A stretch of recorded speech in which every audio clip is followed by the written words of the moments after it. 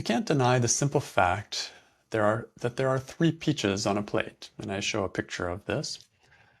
But you can still question even this fact. Who knows what you'll find? You may get confirmation of the fact when you do inquiry, or you may find something unexpected. It's worth exploring. Someone had a great question recently. A participant in the Work 101 course that I offer recently asked the question, which I quote in full. I'm wondering about the work's value in questioning certain, say, quote unquote, realities, like death of a loved one, disease, or diagnosis, etc. I heard Byron Katie do the work with someone on the thought, I have HIV. This was a stressful thought for him.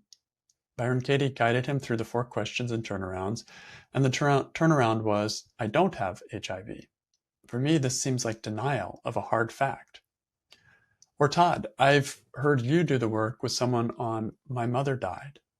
Sure, it feels better not to think that you have HIV or not to think that your mother died, but these things are. I understand the thought, quote unquote, about it is what we're questioning, and not so much whether there is HIV in me or mother is no longer physically here, but that does not change those facts. Any advice on how to think about this? Secondly, along these same lines, I think what is stressful about these thoughts is not that these are realities of nature, but that we infuse these things as bad. Like, it is bad that my mother died. It is horrible that I have HIV. If I can identify and include the implicit message within these types of thoughts, I guess what, Todd, you're calling the interpretation, then I can see how to work with it. If not, it just seems like denial. If this is a valid point, then why wasn't this step to identify the interpretation taken in the examples I gave above about HIV and mother died? Or am I missing something here? Here is my response. You've basically uncovered 2 different ways to do the work on something. First is question the fact itself. And second is question the emotional interpretation. I used to always question the fact itself, and I got really good at finding the wiggle room even with hardcore facts. It's amazing when you go through this process how often a hard fact is both true and not true. I usually would land on this balance, a kind of coexistence, if you will, of opposites. My mother died, and my mother did not die. Same with I got HIV and I didn't get HIV. There are always 2 sides, even to a factual thing, if you really look. But your caution is very important too. I also feel it is very important not to go into denial by using the work.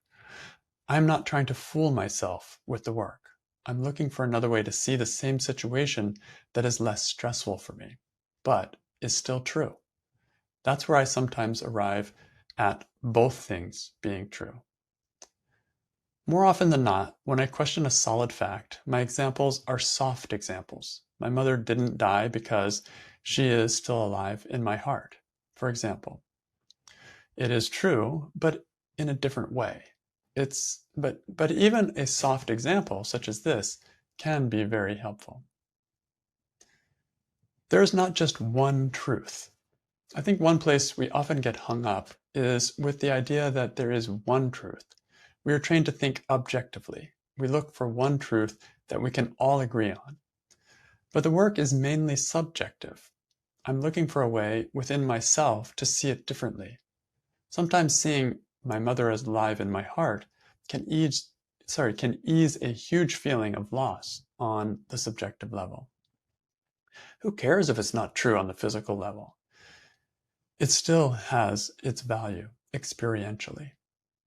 And what shifts one person may not shift another person. That's why the work is always a personal process.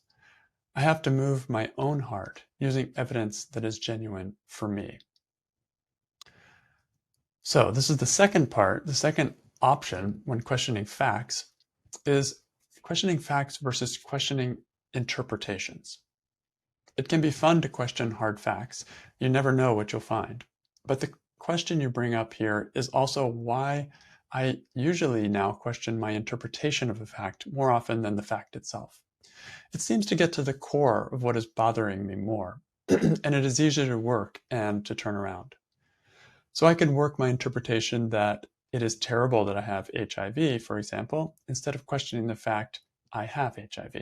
See how the statement, it is terrible that I have HIV, is an interpretation. Now we're working with something more subjective, and it's going to be easier to question subjectively.